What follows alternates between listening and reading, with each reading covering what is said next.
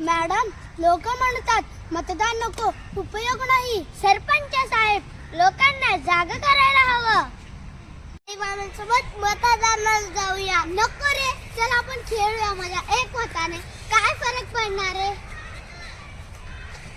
अरे माया, तुझं एक मत म्हणजे देशासाठी दिलेली भेट आहे.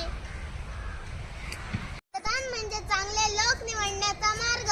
मग आम्ही मोठे झाल्यावर नक्कीच मतदान करू आणि आमचे आई बाबा घरातील सर्व मोठ्यांना मतदान करायलाच लावू.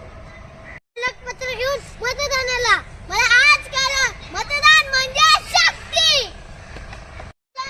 तुमच्यामुळे